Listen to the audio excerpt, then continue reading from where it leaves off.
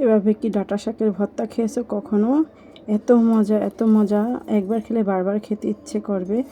এই ভর্তা দিয়ে 1 প্লেট ভাত অনায়াসে খেতে পারবে। চলো চলে যাই, কীভাবে ডাঁটা শাকের ভর্তা করলাম সেটাই তোমাদের সাথে একটু শেয়ার করব। আসসালামু আলাইকুম, hi everyone, welcome to Ashish kitchen and blog. চলে আসলাম তোমাদের সাথে আজকে একটা নতুন রেসিপি করব, যা একবার খেলে মনটা ভরে যাবে, একবার খেলে বারবার খেতে ইচ্ছে করবে।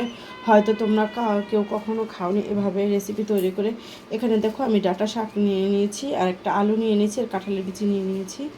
আজকে আমি এই ডাঁটা শাকের ভর্তা করে, ডাঁটা শাক দিয়ে ভর্তা করে খাওয়াবো। ডাঁটা শাকের ভর্তা হয়তো কখনো তোমরা খাওনি।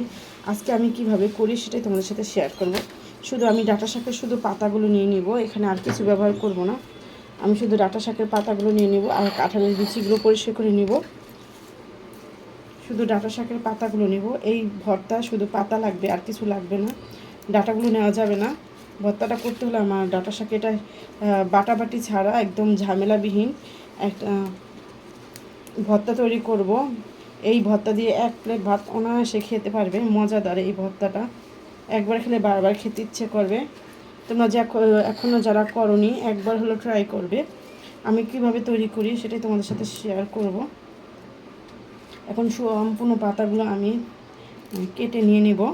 পাতা যেহেতু আমি এই পাতাটা ডাঁটার পাতাই লাগবে, তাই আমি শুধু পাতাগুলো নিব, না হয় কিন্তু সুন্দর হবে না।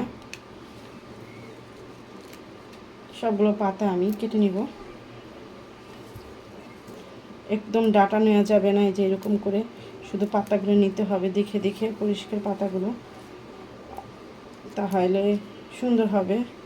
আর এই ভর্তাটা কিন্তু খেতে দারুণ হয়, মাছ মাংসকে হার মানাবে এই ভর্তা। এই ভর্তা দিয়ে 1 প্লেট ভাত, গরম গরম ভাতের সাথে এই ভর্তা জাস্ট ওয়াও, সেই লাগবে খেতে। যারা এখন পর্যন্ত করনি তারা একবার হলো ট্রাই করবে।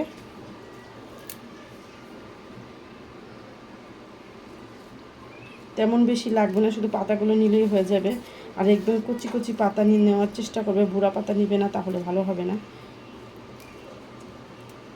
দেখো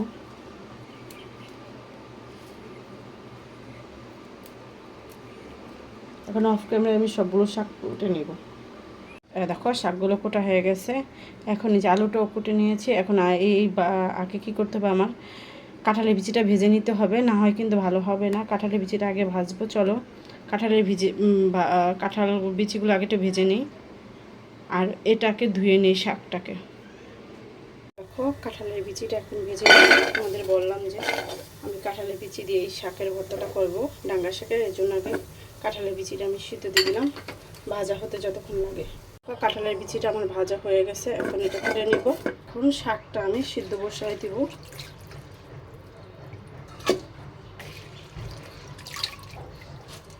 সুন্দর করে ধুয়ে নিয়েছি। শাকে কিন্তু অনেক বালু থাকে, তাই আমাদের সুন্দর করে শাক ধুয়ে নিতে হবে, না হয় কিন্তু বালু বালু লাগবে। এই আলুটাও কিন্তু আমি ছোট ছোট করে এই যে গোল গোল করে কেটে দিয়ে দিয়েছি, যে এই আলুটা দেখাইছিলাম তোমাদের। এখন এটা একসাথে সিদ্ধ করে নেব। একটু করে লবণ দিব, 2টা কাঁচামরিচ দিয়ে সিদ্ধ করে নেব। দেখো 2টা শুকনো মরিচ দিয়ে দিলাম, আর একটু লবণ দিয়ে দিলাম সিদ্ধ হওয়ার জন্য। এখন ঢেকে সিদ্ধ করে নিব, ঢেকে সিদ্ধ করে নিব শাকটা।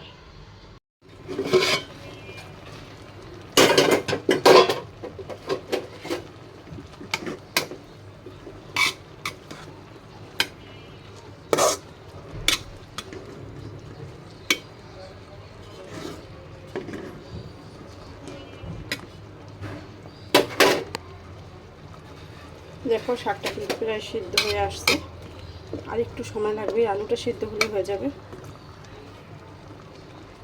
দেখো শাক একদম সিদ্ধ হয়ে গেছে। এটা কিন্তু পাটায় বাটবো না, এইটা আমি হাতে এইভাবে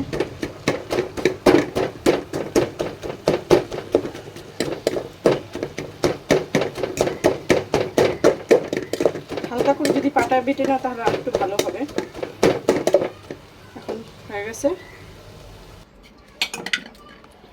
কাঁঠালের বিচিগুলো নিয়ে নিলাম, এখন আমি ছিলে নেব কাঁঠালের বিচিগুলো।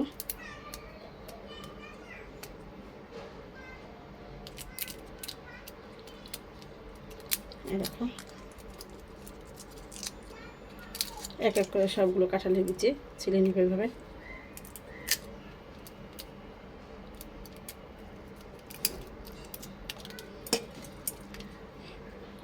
অফ ক্যামেরায় কাঁঠাল বিচিগুলো আমি ছিলে নিচ্ছি। সবগুলো কাঁঠালের বিচি করে নিয়েছি। এখন হালকা করে একটু বেটে নিব। তো ভর্তায় কিন্তু না হয় ভালো লাগবে না খেতে, একটু যেন একটু মিক্স করে নিচ্ছি কাঁঠালের বিচিটা। এভাবে করলে স্বাদটা বেড়ে যাবে। দেখো কাঁঠালের বিচিগুলো গুঁড়ো করা হয়ে গেছে, এখন প্লেটে তুলে নিচ্ছি।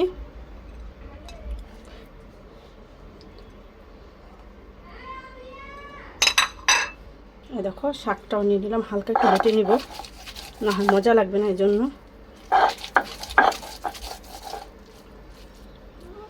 টেস্টের জন্য একটু বেটে নিলাম শাকটা। যেহেতু ভর্তার জন্য টেস্টটা বেড়ে যাবে। আর কাঁচামরিচ কিন্তু আমি দিয়ে দিয়েছিলাম সাথে, সেটাও বেটে দিলাম হালকা করে। অত ভালোভাবে করবো না, আলতোভাবে করে নিলাম টেস্টের জন্য।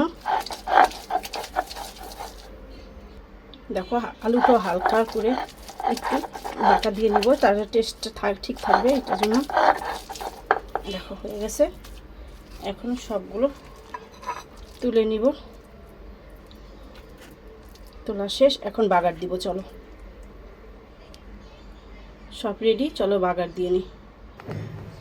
এই দেখো এখানে শুকনো রসুন আর পেঁয়াজ একসাথে দিয়ে দিলাম।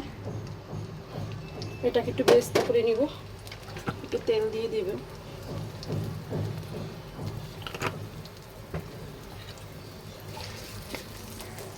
দেখো একটা ইউনিক ভর্তার রেসিপি, তোমরা আগে হয়তো কখনো খাওনি, আমি আজ প্রথম বানালাম এভাবে ভর্তা করে।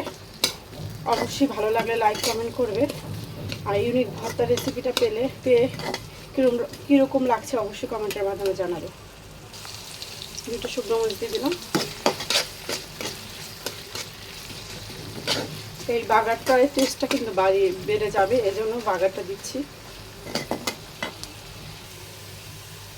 পেঁয়াজটা কিন্তু একবার ব্রাউন কালার হয়ে আছে।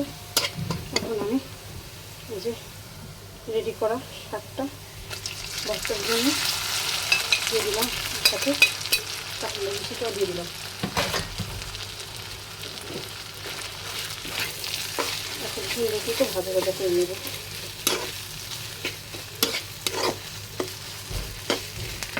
এই শুকনো মরিচগুলো একটু ডলে দেব, তাহলে খেতে ভালো লাগবে।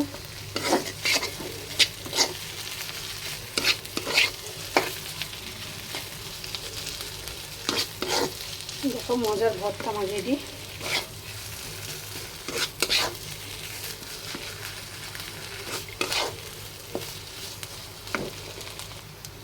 শুকনো মরিচটা ভেঙে দিয়ে দিলাম।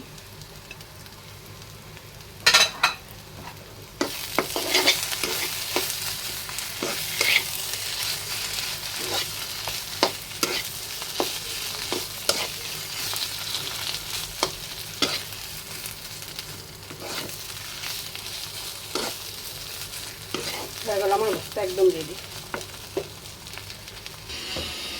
দেখো ভর্তাটা একদম রেডি, কত লোভনীয় হয়েছে। এখন একটু ডেকোরেশন করব দেখতে সৌন্দর্যের জন্য।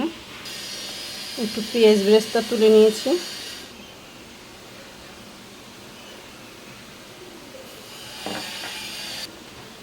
আর একটু শুকনো মরিচ দিয়ে দিলাম। দেখো কত লোভনীয় লাগছে ভর্তাটা। কেমন হয়েছে অবশ্যই কমেন্টের মাধ্যমে জানাবে। ভালো লাগলে লাইক কমেন্ট করবে। আর সবাই ভালো থাকবে, সুস্থ থাকবে। আসসালামু আলাইকুম, আল্লাহ হাফেজ।